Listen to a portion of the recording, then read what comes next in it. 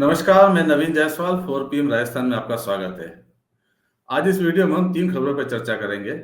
पहली खबर है कि कैसे गहलोत की गारंटी के दबाव में मोदी की गारंटी पर भी असर पड़ने लगा है और अब बीजेपी गाय का गोबर तक खरीदने को तैयार हो गई है। दूसरी खबर में बात करेंगे कि कैसे जादूगर ने हवा महल सीट से आपके कैंडिडेट को ही हवा कर दिया। और तीसरी खबर में बात करेंगे राजस्थान के चुनाव में अब पाकिस्तान और लाहौर के बाद अब कराची का भी जिक्र होने लगा है। तो शुरुआत करते हैं पहली खबर से। बीजेपी ने जो संकल्प पत्र जारी किया है उसके अंदर गहलोत की 7 गारंटी को काउंटर करने की कोशिश की गई है। गहलोत सरकार ने मुख्यमंत्री अशोक गहलोत ने गारंटी दी थी कि 500 रुपए में सिलेंडर देंगे, तो बीजेपी ने 450 रुपए का सिलेंडर गरीबों को देने का वादा किया। गहलोत ने गारंटी दी थी कि कॉलेज में एडमिशन के साथ ही फर्स्ट ईयर में स्टूडेंट को लैपटॉप मिलेगा, तो उसके जवाब में बीजेपी ने भी लैपटॉप और स्कूटी देने की घोषणा कर दी, 12th के बाद ही दे देंगे। मगर एक और गारंटी है जिसको काउंटर करने की कोशिश की गई, गोधन गारंटी जो गहलोत ने घोषणा की थी उसके जवाब में बीजेपी ने भी घोषणा की है कि वो भी गाय का गोबर खरीदेगी। आपको दिखाते हैं पहले संकल्प पत्र। ये बीजेपी का संकल्प पत्र है, 80 पेजों का संकल्प पत्र था। इसके अंदर किसानों वाला जो कॉलम है, किसान कल्याण का हमारी प्राथमिकता बीजेपी ने जो बताई है, उसके अंदर जैविक खेती में इस बात की घोषणा की गई है। इसमें कहा गया है, बीजेपी ने अपने संकल्प पत्र में कहा है कि हम गो संवर्धन योजना शुरू करेंगे जिसके अंतर्गत किसानों से गोमूत्र एवं गोबर खरीदने की व्यवस्था करेंगे। वैसे गोबर खरीदने की योजना की शुरुआत छत्तीसगढ़ सरकार ने की थी, भूपेश बघेल की सरकार ने की थी। एक पॉपुलर योजना थी।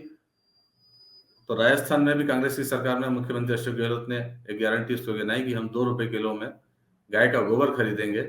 लगता है किसानों को शायद योजना पसंद आ रही थी, बीजेपी दबाव में थी और उसे भी अपनी गारंटी देनी पड़ी कि वो भी अब गाय का गोबर खरीदेगी। अब बात करते हैं दूसरी खबर की कि कैसे हवा महल सीट से आपके कैंडिडेट को मुख्यमंत्री अशोक गहलोत ले उड़े। राजधानी जयपुर की हवा महल सीट प्रदेश की सबसे चर्चित सीटों में से एक है, सबसे हॉट सीटों में से एक है। पहले चर्चा में इसलिए रही महेश जोशी के कारण, जिनका प्रकरण आपको पता ही होगा। आला कमान को आग दिखाने और विधायक दल की सभांतर बैठक बुलाने के मामले में संदिग्ध थे कि उनका टिकट कटेगा। अंत समय में उनका टिकट कट गया, उनकी जगह आर तिवारी को टिकट दिया गया था। तब से हवा महल सीट चर्चित थी। उधर बीजेपी ने वहां पर एक महंत को खड़ा करके इस सीट को हॉट सीट बना दिया। बाल मुकुंदाचार्य बीजेपी से मैदान में है, पहली बार चुनाव लड़ेंगे, लेकिन कहीं ना कहीं ध्रुवीकरण की कोशिश हो रही है। ध्रुवीकरण की कोशिश इसलिए हो रही है कि जो हवा महल सीट है, यहाँ पर करीब 2.5 लाख वोटर है, जिनमें से 1 लाख वोटर मुस्लिम है। इसलिए बीजेपी की कोशिश पूरी तरह से पोलराइजेशन की थी और कांग्रेस की कोशिश थी कि कम से कम वोटों का बंटवारा हो मुस्लिम वोटों का। लेकिन एक कैंडिडेट पप्पू कुरैशी जो आप से खड़े हुए थे, वो चुनौती दे रहे थे, कांग्रेस के लिए बड़ी चुनौती बने हुए थे। तो मुख्यमंत्री अशोक गहलोत पप्पू कुरैशी के घर पहुंच गए, उनसे मुलाकात की और मुलाकात करके उन्हें मना लिया कि वो नाम वापस ले लें।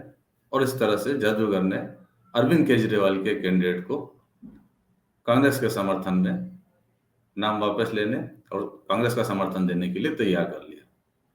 यदि पप्पू कुरैशी खड़े रहते तो कांग्रेस के लिए निश्चित रूप से मुश्किल होती, क्योंकि वो पहले भी चुनाव लड़ चुके हैं।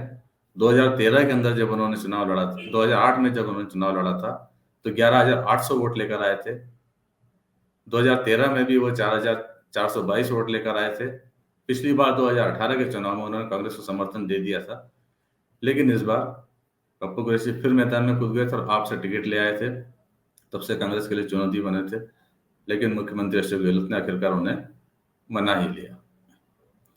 वैसे फिर भी कांग्रेस की मुश्किलें कम होती नहीं दिखती है, क्योंकि ओवैसी की पार्टी से भी एक मुस्लिम कैंडिडेट यहाँ खड़ा हुआ और निश्चित रूप से वो भी कहीं ना कहीं कांग्रेस के अपने कोर वोट बैंक का बंटवारा करेंगे। एक बार आपने सुनी हो शायद कि हम हर बार हम वोट देते थे एमएलए को।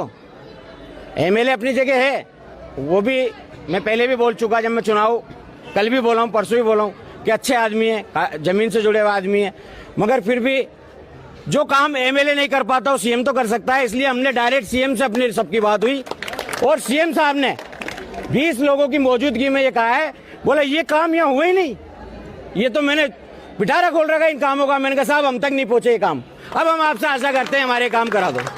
और सीएम साहब ने बिल्कुल हल्के से कहा है, बोले ये कोई काम है क्या, ये कोई शर्तें हैं, ये तो होने चाहिए और ये होंगे इंशाल्लाह। तो पप्पू कुरैशी बता रहे हैं कि उन्हें मुख्यमंत्री ने आश्वासन दिया है विकास का, इसलिए वो बैठ गए हैं। वैसे हवा महल सीट पर बीजेपी के जो कैंडिडेट है बाल मुकुंदाचार्य, वो पूरी तरह से ध्रुवीकरण के भरोसे है, क्योंकि मुस्लिम बहुल सीट है, इसलिए बीजेपी ने उन्हें खड़ा ही इसलिए किया है कि न सिर्फ हवा महल की सीट बल्कि परकोटे की दूसरी सीटों पर भी उसका कहीं ना कहीं असर पड़े। और बाल मुकुंदाचार्य जब क्षेत्र में निकल रहे हैं, पहले भी उन्होंने रोड शो वगैरह किए, तो गदा लेकर साथ में लेकर निकलते हैं। और इस बार उन्होंने कराची का जिक्र तक कर डाला। वैसे वो मेहनत है, धर्म की बात करते, आस्था की बात करते, जनहित की बात करते, लेकिन राजनीति में आ गए हैं तब उन्हें धर्म से बाहर देखना पड़ रहा है कि कैसे वोटर का पोलराइजेशन हो सकता है। इसलिए उन्होंने सभा के अंदर कहा कि कांग्रेस की जो सरकार थी उसने रामलीला रोकने की कोशिश की है। जब हम रामलीला करते थे तो क्या हम रामलीला कराची करेंगे, और उन्होंने ये भी कहा कि हम तो कराची में भी जाकर रामलीला करेंगे। क्या कहा बाल मुकुंदाचार्य ने, आप सुन लीजिए। हमारी रामलीलाओं को बंद नहीं किया गया। सांगानेर विधानसभा में, गोपाल जी भाई साहब, सांगानेर विधानसभा में भागरोटा में 9:30 बजे रामलीला बंद कराने आ गए थे। ऊपर से आदेश था कि रामलीलाओं को बंद कराओ।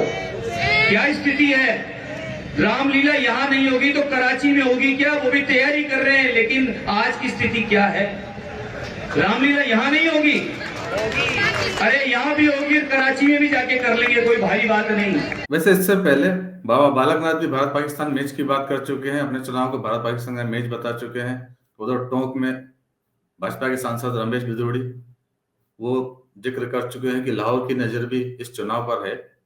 तो ये तो दौर चलता रहेगा। अब आपको बता दें कि आज प्रचार के अंदर अमित शाह भी आ रहे हैं, अजमेर के अंदर जनसभा करेंगे, रोड शो करेंगे। प्रियंका गांधी आ रही हैं, प्रियंका गांधी डूंगरपुर के सागवाड़ा में, और चित्तौड़ में जनसभा करेंगी।